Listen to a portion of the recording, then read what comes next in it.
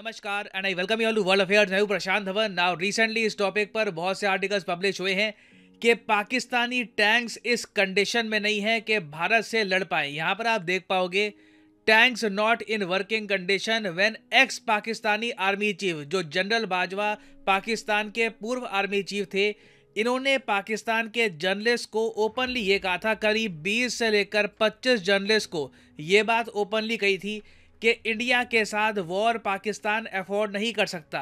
इसके पीछे इन्होंने बताए बहुत सारे रीज़न।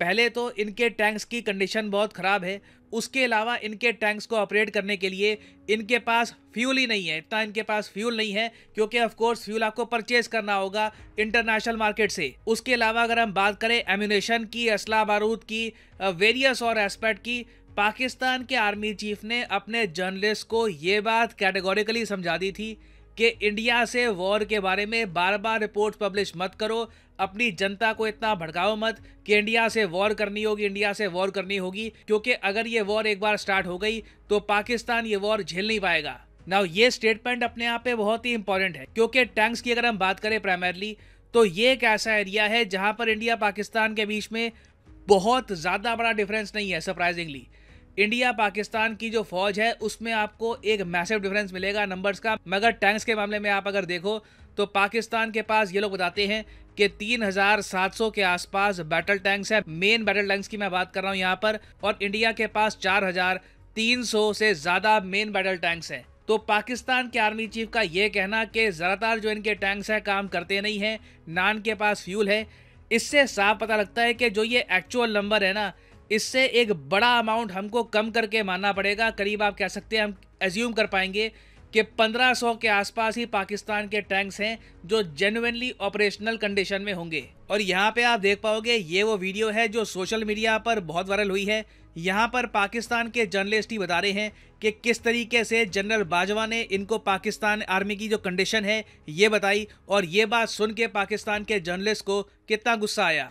तो उसके बाद फॉरेन ऑफिस जो है उसमें बाजवा साहब आ गए अपना पूरा लॉ लश्कर लेके, उनको लेक्चर दिया कि ये वही लेक्चर था जो उन्होंने एक दफ़ा आपके और मेरे सामने भी दिया था। याद है ना क्या लेक्चर था? टैंक चलने के काबिल नहीं है, तो आप कह रहे हैं कि मूवमेंट के लिए मेरे पास डीजल नहीं है। ठीक है जी, इस तरह की बातें की थी ना। नॉर्मली ऐसा आर्मी चीफ के कोर्ट मार्शल होना चाहिए, और मुझे अब कहना पड़ेगा, मैं अंदर कमरे में कहती रही हूँ बट मुझे कहना पड़ेगा कि इस तरह नहीं होता। 20-25 सहाफियों को सामने बिठा के आप उनको कह रहे हैं कि पाकिस्तान आर्मी लड़ने के काबिल। इसका मतलब आप दुनिया को बता रहे हैं 25 सहाफी, फिर 25 सहाफियों के पास तो बात नहीं रहती इन द वर्ल्ड। उस वक्त भी हमें यकीन था, जब वो ये कह रहे थे तो मुझे उस वक्त भी यकीन था ये गलत कह रहा है, और आपने उसको कन्फ्रंट भी किया था, बल्कि आपका तो मुंह लाल हो गया था, इतने गुस्से में आ गई थी। ठीक है, ये जीएचक्यू वाली बात है, मुझे याद है एनडीयू वाली बात नहीं कर रहा, नहीं एडिटोरियम की बात, एडिटोरियम जहां पे वो कोर कमांडर्स कॉन्फ्रेंस होती है, वहां बैठ के आर्मी चीफ हमें एक कहानी सुना रहा है कि जी फौज इंडिया से लड़ने के काबिल नहीं, लिहाजा हम सुलह कर लें।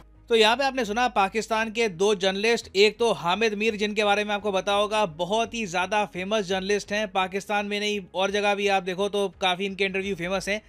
तो ये बैठकर एक पाकिस्तान की जर्नलिस्ट से डिस्कस कर रहे थे कि याद है आपको कि 2021 में किस तरीके से बाजवा ने सब जर्नलिस्ट को बुलाया था और ये समझाया था कि इंडिया के साथ वॉर नहीं हो सकती। और आप अगर सोच रहे हैं कि बाजवा को ये बात समझानी क्यों पड़ी, रीज़न देखो इसका ये है कि आर्टिकल 370 हटने के बाद ना कश्मीर में सिचुएशन इम्प्रूव हुई है, और ये बात पाकिस्तान के लोगों को कभी एक्सेप्टेबल थी नहीं।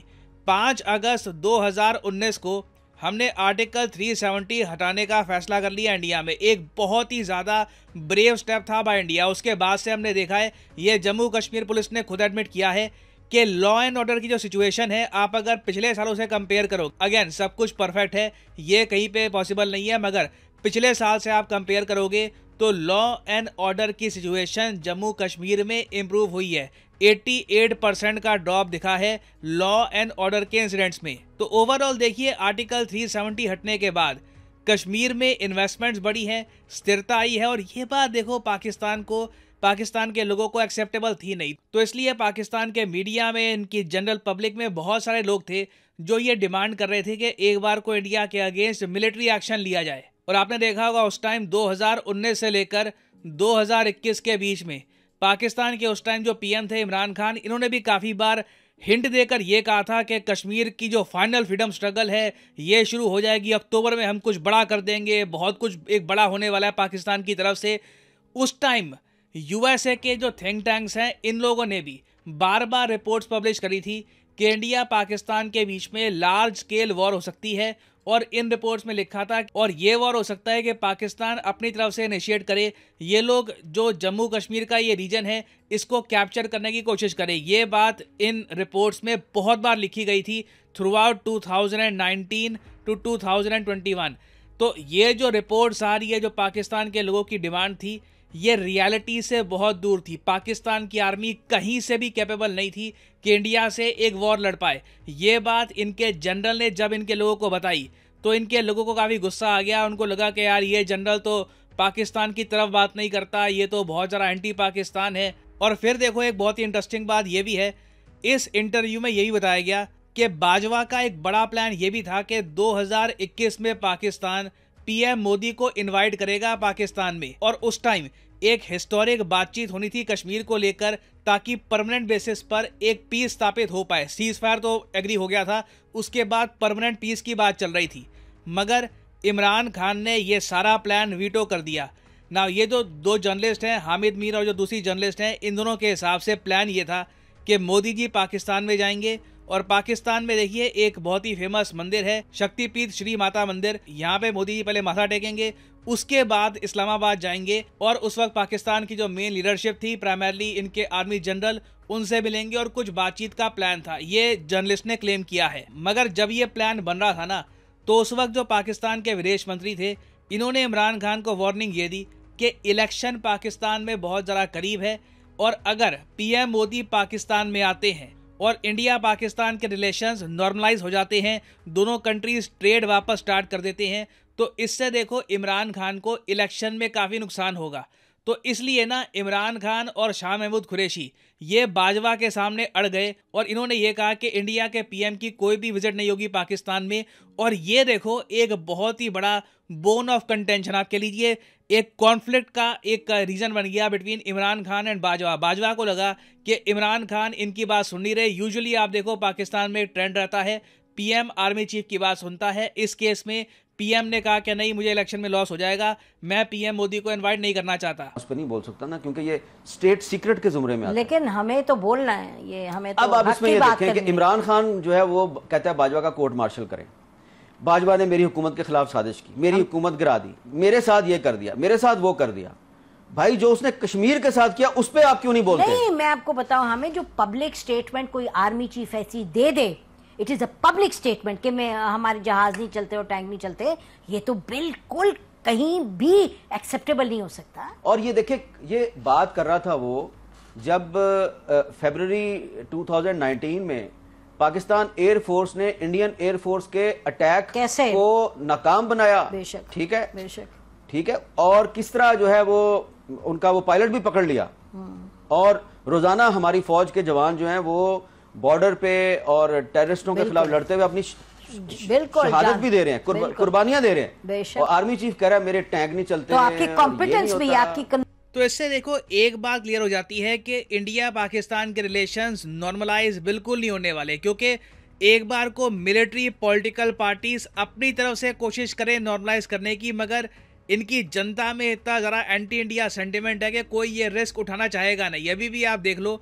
जो बिलावल भुट्टो है, पाकिस्तान के विदेश मंत्री हैं, इनका एक प्लान है इंडिया में आने का फॉर द SCO समिट। इस इशू को लेकर पाकिस्तान तहरीक-ए-इंसाफ जो इमरान खान की पार्टी है वो इनकी आलोचना कर रही है कि इंडिया जा भी क्यों रहे हो। तो इस साल देखिए बिल्कुल पाकिस्तान के रक्षा मंत्री, विदेश मंत्री, इवन इनके जो प्राइम मिनिस्टर हैं ये इंडिया में आएंगे, मगर इंडिया पाकिस्तान के रिलेशंस में ज़्यादा इम्प्रूवमेंट की गुंजाइश अभी दिख नहीं रही, क्योंकि अगेन घूम फिर के बाद वही आती है, इलेक्शन बहुत ज़रा करीब है। कोई भी पॉलिटिकल पार्टी ऐसे टाइम में इंडिया के साथ रिलेशंस इंप्रूव नहीं करना चाहेगी। और उसके अलावा क्रिकेट की भी वैसे मैं बात करूं तो BCCI ने 2027 तक का अपना जो प्लान है ये भी सामने रख दिया है। जो इनकी सीरीज़ होगी, कहां पर खेलेंगे, ये बता दिया है।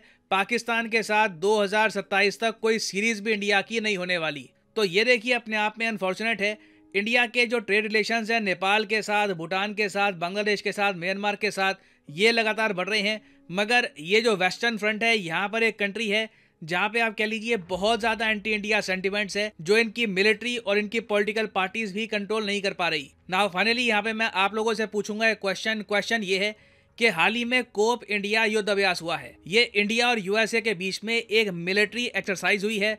आपको बताना है कि ये मिलिट्री एक्सरसाइज कहाँ पर हुई है, किस स्टेट में हुई है। ये है यहाँ पे आपकी ऑप्शन, वेस्ट बंगाल, उत्तराखंड, लद्दाख या राजस्थान। कमेंट सेक्शन में करिए उत्तर।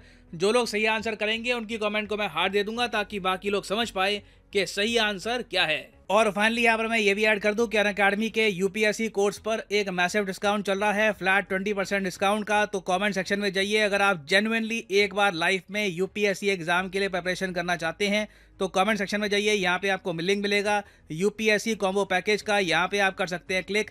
इस पैकेज में आपके यूपीएससी प्रीलिम्स, मेंस और ऑप्शनल तीनों की ही तैयारी की जाएगी। और यहाँ पे आप देख पाओगे एक 20% डिस्काउंट यहाँ पे अभी एक्टिव है। तो जो प्राइसेस यहाँ पर लिखे हैं ये पे करने की आवश्यकता बिल्कुल नहीं है। सिंपली एक कोड डालिए यहाँ पर PD10, ये PD10 कोड डालना है यहाँ पे आपको और इसको अप्लाई कर देना है। और यहाँ पे आप देखोगे प्राइसेस गिरना स्टार्ट हो जाएंगे। तो you will be able to save a lot of money. Use the code PD10 and save money. इसी नोट के साथ ये है वीडियो का अंत। Thank you for listening and as always God bless you all.